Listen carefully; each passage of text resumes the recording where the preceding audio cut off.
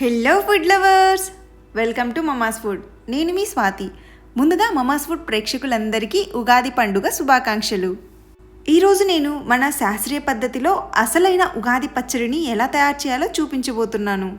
ఉగాది పచ్చడిలో ఉన్న షడ్రుచుల లాగానే మన జీవితంలో ఉన్న బాధ, సుఖం, సంతోషం ఇలాంటి అన్ని రకాల ఎమోషన్స్ని సమానంగా తట్టుకోగలిగే శక్తిని దేవుడు మనకి ప్రసాదించాలి అని వేడుకుంటూ ఈ ఉగాది పచ్చడిని ఉగాది రోజున దేవునికి నైవేద్యంగా పెట్టుకుని పూజ తర్వాత ఇంట్లో వాళ్ళందరికీ ప్రసాదంగా పెడుతూ ఉంటాము.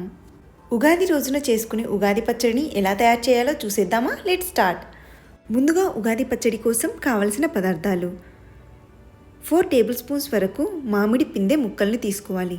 మనం ఒగరు కోసం మామిడి పిందెల్ని యూజ్ చేస్తాం కాబట్టి మామిడి పిందె ముక్కల్ని మాత్రమే తీసుకోవాలి. తీపి కోసం కొత్త బెల్లాన్ని వాడాలి. పూర్వకాలంలో అయితే తీపి కోసం చెరుకు ముక్కలు, చెరుకు రసాన్ని వాడేవాళ్ళు. మీకు అందుబాటులో ఉంటే వాటినైనా వాడొచ్చు.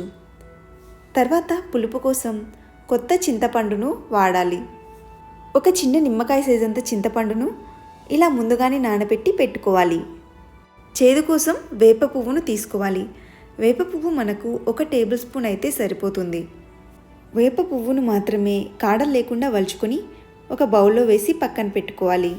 రుచికి సరిపడా ఉప్పు, అలాగే కారం కోసం మిరియాల పొడిని వాడాలి. ఇందులో పచ్చిమిర్చి కానీ కారం కానీ వేయకూడదు. ఉగాది పచ్చడిలో మిరియాల పొడిని మాత్రమే వాడతారు. ఇప్పుడు ఎలా తయారు చేయాలో చూసేద్దాం.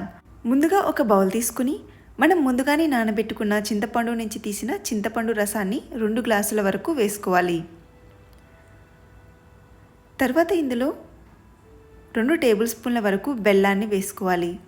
నేను ముందుగానే చెప్పాను కదా, బెల్లంకి బదులు చెరుకు రసమైనా మీరు వాడుకోవచ్చు.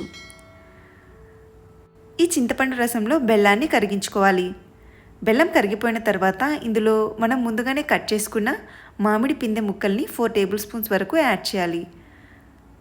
1 టేబుల్ స్పూన్ వేప పువ్వు, 1 టీ స్పూన్ మిరియాల పొడి, రుచికి సరిపడా ఉప్పు. మనం తీసుకున్న క్వాంటిటీకి 1/2 టేబుల్ స్పూన్ ఉప్పు అయితే కరెక్ట్గా సరిపోతుంది. ఉప్పు వేసాక అంతా కలిసేలా ఒకసారి మిక్స్ చేసేయండి. అంతే, ఉగాది పచ్చడి తయారైపోయింది. ఈ ఉగాది పచ్చడిని ముందుగా ఉగాది రోజున దేవునికి నైవేద్యంగా సమర్పించి పూజ తర్వాత ఇంట్లో వాళ్ళందరికీ ప్రసాదంగా పంచిపెట్టాలి. ఈ ఉగాదికి ఇంట్లో తప్పకుండా ఇలా నేను చూపించిన విధంగా శాస్త్రీయ పద్ధతిలో ఉగాది పచ్చడిని తయారు చేయండి. వీడియో నచ్చితే లైక్ చేయండి, మీ ఫ్రెండ్స్తో, రిలేటివ్స్తో షేర్ చేసుకోండి.